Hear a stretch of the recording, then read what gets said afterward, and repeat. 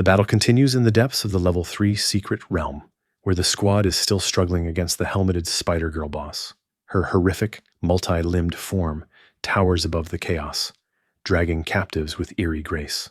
Amid the shadows, Xiao Qiu supports the wounded squad leader, while Yan Changqian uses healing magic to keep the team alive. But something shifts. One girl, another squad member, begins to tremble with fear, muttering that she doesn't want to die. Overcome by terror, she breaks into a run, abandoning the formation. Qiangqian calls out in panic, but Xiao Qiu's reaction is unnervingly calm. She let her go on purpose, he says, cold and matter-of-fact. The monster thrives not on hunger but on fear.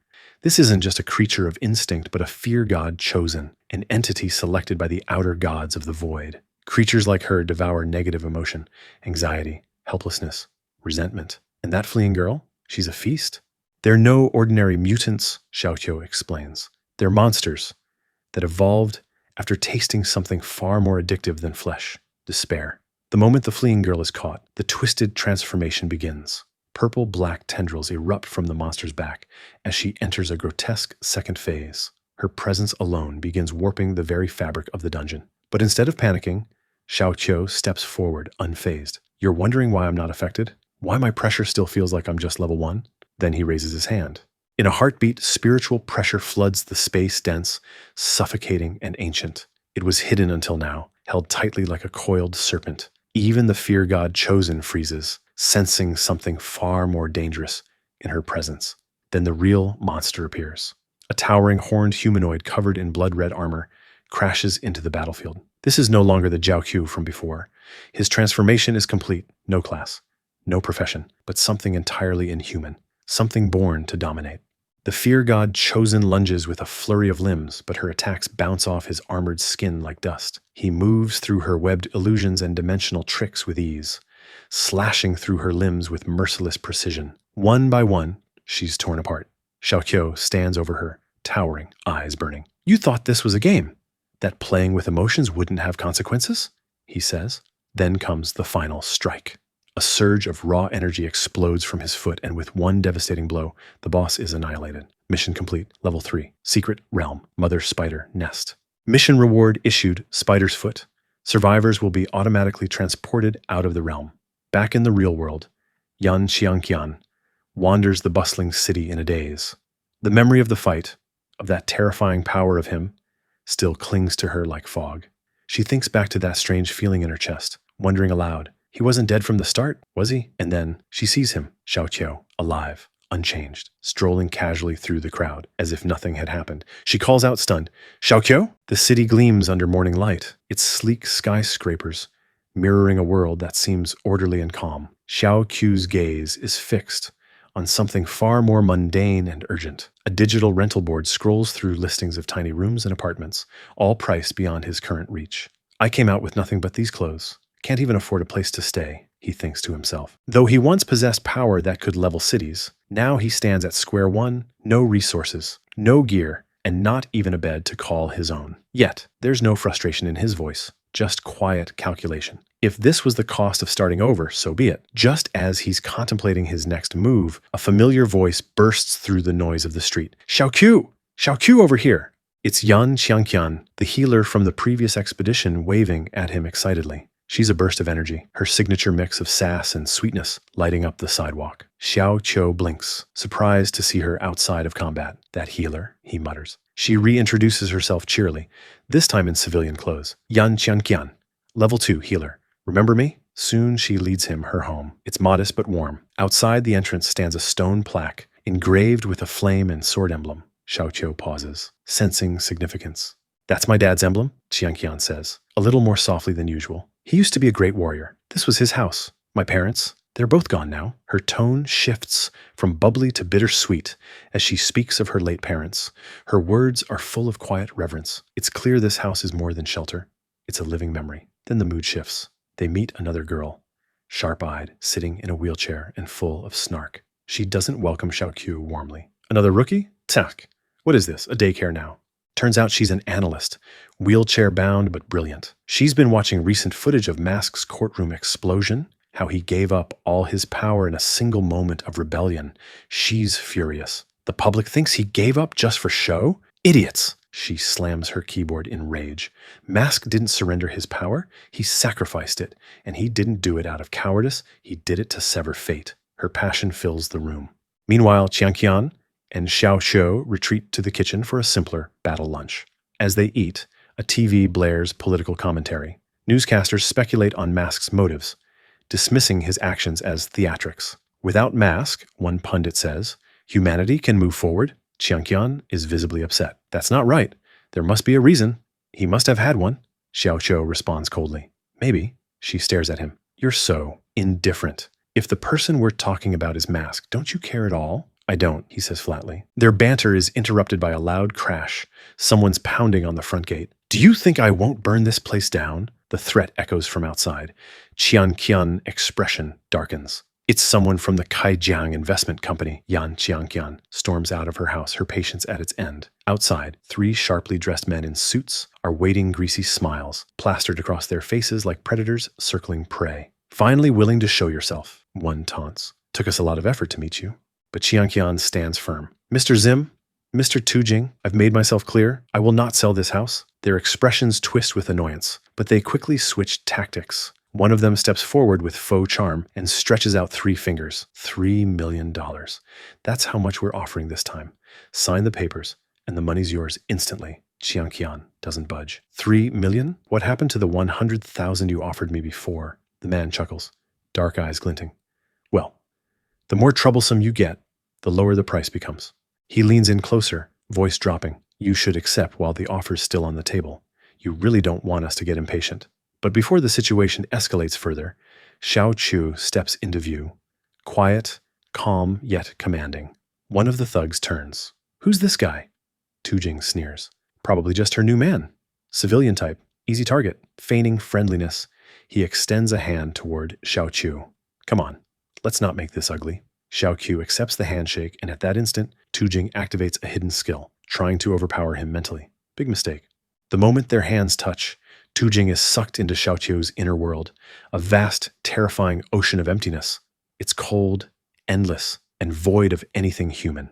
He screams internally, then collapses. Tujing falls to the ground, unconscious and sweating, like he's seen something he'll never forget. Tujing? What the hell happened? The others yell, rushing to him. One of the men moves to attack Xiao Qiu out of blind rage, but Zai Kaizhe, the most composed of the 3, quickly stops him. Don't act rashly, he warns. This guy might be level 3. The thug freezes. Even Qianqian is stunned. You made him faint? Yes and no, Xiao Qiu says. He simply couldn't handle what he saw. With their strongest man knocked out and the threat of facing a potential level 3, the goons retreat, dragging Tujing's limp body away. Inside the kitchen, peace returns. Qianqian and Xiao Qiu wash dishes together like ordinary people, but the atmosphere remains heavy with what just happened. You didn't have to step in, she says softly. You gave me shelter, he answers simply. That was enough. She glances at him. Are you planning to enter more secret realms? I am, he replies. There's still a long road ahead. Qianqian opens up, sharing how this house is her last tie to her parents, the only thing she has left. If I lose this, I have nothing. Xiao Qiu reflects on the conversation. There are fake monsters out there like those men, but the real ones are hidden, scarier, worse. If I can find a reliable team, Qianqian adds, I'll bring them down. Xiao Qiu nods. Eventually, I'll head into the monster realm, but I'll need more than just fists for that. And then it happens. A red system prompt flickers in his vision. New mission, Night Dweller, level 4 secret realm. This is not a challenging task, but unexpected rewards may appear. Requirement, clear it solo. Time, remaining 12 hours. Xiao Qiu steps out from a dazzling teleportation portal into an ancient, cathedral-like dungeon.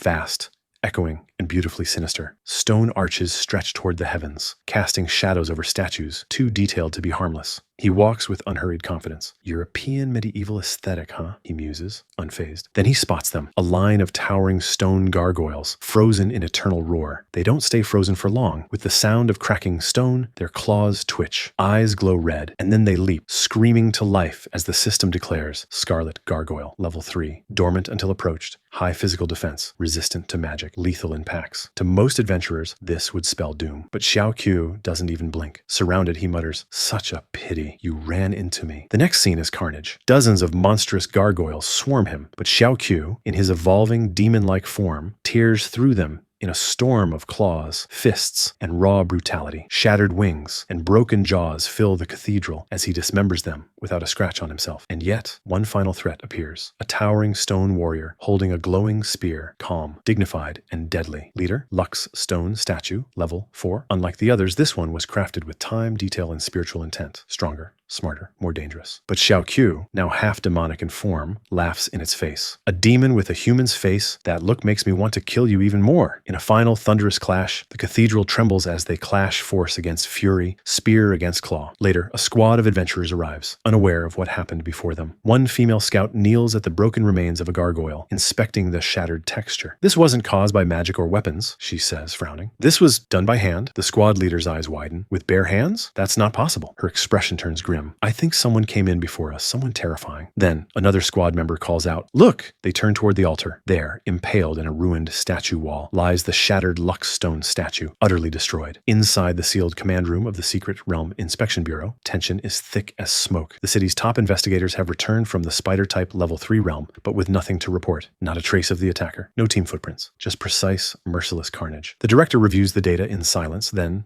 coldly, he speaks. This wasn't done by a team. The room quiets instantly. No overlapping spiritual energy. No disorganized battle signs. Just one aura, one pattern, one result. He places the file on the table. It was one person. A wave of disbelief ripples across the room, but no one dares to argue. The truth is too sharp to ignore. He issues a single order. Find them, now. Far from the Bureau's panic, Xiao Qiu walks calmly through Dahi's crowded marketplace. In his pocket, a fresh reward from the spider dungeon. In his eyes, no emotion. He stops at a vendor's stall. On display, an old rusted sword. Its aura faint but familiar. But before he can approach it, he sees someone already there. Yan Qian. She's holding the sword to sell it. The vendor sneers as he inspects it. Scrap steel. I'll give you 100 yuan. Qian's grip tightens, but she says nothing. She needs the money for her younger sister, Yan Qianliu, still suffering from a mysterious illness ever since the Great Ghost incident. Treatment is expensive and time is short. Just as she's about to agree, a hand reaches out. Xiao Qiu steps forward and hands her a thick stack of bills. The vendor flinches. Hey, I made the offer first. Xiao Qiu doesn't look at him. A blade like this doesn't belong in a pawn pile. Qian's eyes widen. He accepts the sword, then softly says, this still belongs to you. I'm just carrying it for now. Later, they sit in quiet on a stone bench. For the first time, Qian opens up. My sister, Qianliu, she got sick after the Great Ghost incident. The doctors don't even know what's wrong. They call it spiritual contamination. My father died that day too. This sword was my father's. I promised I'd keep it, but promises don't pay for medicine. Xiao Qiu says nothing. No comfort, no judgment, just silence. But in that silence, Qian feels a strange warmth, not pity, recognition. Back at home, Yan Qianliu lounges in her wheelchair, pouring water. Her body may be weak, but her wit is nuclear. Then, a knock shakes the apartment door. Qianliu freezes, then turns her head sharply, and she shouts, it's people from the Kaijiang Investment Company. The wooden gate of the Yan residence is kicked open, not by welcome guests, but by suits with fists. 3 thugs from the Kaijiang Investment Company swagger into the courtyard, their eyes gleaming with menace. Inside, Yan Qianliu, wheelchair-bound yet unyielding, hears the noise. She's been waiting. Clutching her late father's wooden training sword, she rolls forward defiant. Oh, it's the little cripple, one of them laughs. But Qianliu doesn't flinch. She grips the sword tight and lunges straight from the wheelchair, surprising even the thugs. You asshole! Her strike lands but does no real harm. One of them easily knocks her down, sending her sprawling. Bastard! She shouts from the floor, dragging herself up again. The thugs circle her like jackals. You want a sign now? Or should we carve it into your arm? They laugh, knowing there's no one else home. Later, Yan Qian and Xiao Qiu arrive in the downpour, just in time to see Qianliu being beaten and dragged across the ground. Her voice breaks through the storm. Bastards! You bastards! Qian screams her sister's name and rushes to her side. Her hands tremble as she pulls her into her arms. Why